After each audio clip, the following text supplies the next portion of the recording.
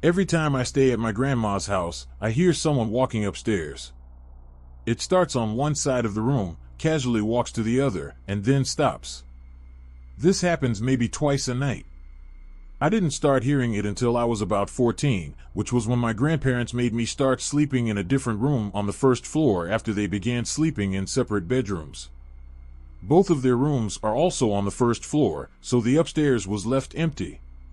For some backstory, I've always been afraid of the upstairs in their house. I don't know why, but it's always freaked me out, and I refuse to ever go up there alone. I'm 23 now, and I still won't go up alone. There's one room specifically that really terrifies me. It's a long, narrow bedroom. When you open the door, there are closets on your left and right, a bed placed roughly in the middle of the room, and a window on the far side, opposite the door. Growing up, my grandparents told me that the sons of the previous owner claimed to see a gorilla come out of the closet at night, dance around the room, and then go back into the closet. I didn't think much of this story until I had to start sleeping in the room directly below that creepy room upstairs. One night, we all went to bed. All the lights in the house were off, and I was still awake, lying on the bed. That's when I heard it. Thump, thump, thump, starting at one end of the room upstairs. It got closer, passed right above me, and continued to the other end of the room, where it stopped. I was wide awake, terrified out of my mind. There was no question that I had heard footsteps.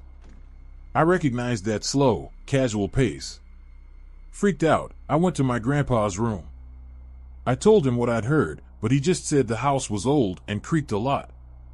Still, he turned on the dining room light for me, which made me feel a little safer. I tried to go back to sleep. Then it started again, this time from where it had stopped earlier, by the window upstairs. It walked over me again and stopped when it reached the door. I thought it was over until, 5 seconds later, I heard it coming down the stairs.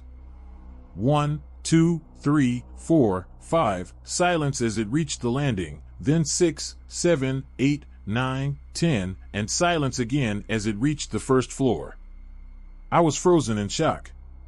Whatever it was on my floor of the house, and sadly, the dining room light did nothing to stop it.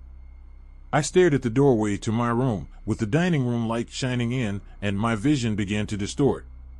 I felt dizzy with fear, so I pulled the blankets over my head and suddenly heard a scratching sound from inside my room. I knew exactly where it was coming from, my grandpa's gun case. The sound was unmistakable, long scratches down the front of the gun case door. I could even hear the door slightly tapping against the frame as each scratch began. I tried to scream, but I couldn't. I took a deep breath and finally let out a loud scream. Within seconds, my grandpa rushed into my room, and I was relieved. But he still didn't believe me. So, I did what any normal person would do. I draped a sheet over the side of the bed and slept underneath it. I wrapped myself tight in a comforter, put on headphones, and turned my back to the door. There could have been a party of ghosts in my room, and I wouldn't have known. The next morning, my grandpa told my grandma what had happened the night before. She just said, "Oh, that's silly. You know, your cousin woke me up the last time she stayed here. She came into my room saying, 'I hear footsteps.' After that, I spent the rest of my week there sleeping under the bed. I've stayed there countless times since that happened, and I still hear the footsteps every time. I sleep on top of the bed now, but always keep my back to the door and wear headphones.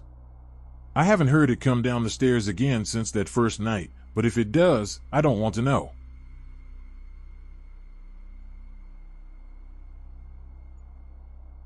About a month ago, I went over to my girlfriend's house, but something felt off as soon as I stepped into the living room. I couldn't shake this uneasy feeling, and it turns out they had recently replaced a china cabinet with one that had belonged to her grandmother, who had passed away a few months earlier. Her grandmother had been bedridden in the hospital, so I never got the chance to meet her. Being around her grandmother's furniture made me feel incredibly anxious and strangely sad. When I mentioned this to my girlfriend, she brushed it off, saying it was probably nothing, and then went to the bathroom. Left alone, I found myself drawn to the cabinet. It stood about 6 feet tall, made of dark wood, with 2 side doors and a glass front, and at the back, there was a mirror. As I was looking at the teacups and small baby dolls inside, I suddenly thought I saw someone in the mirror behind me, a silhouette. Startled, I called out to my girlfriend, but before I could finish, I heard a shrill scream coming from the bathroom. I rushed to the bathroom door and started pounding on it. When it finally opened, I found her sitting on the floor, crying. She said she had seen someone in the bathroom mirror. Without thinking, we bolted out of her house, no shoes, no jackets, nothing. We just ran straight to my car, and I drove aimlessly for about an hour, not knowing where to go. When I eventually brought her back home, her mom was sitting on the doorstep. She told us she had been seeing shadows moving around the house. Normally, I'm the kind of person who seeks out these experiences. If someone says their house is haunted, I want to see it. If someone thinks they saw a skinwalker, my friends and I will go looking.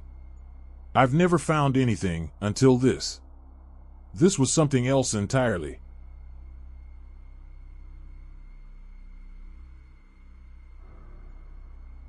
When I was younger, I visited the Manassas battlefield with my father.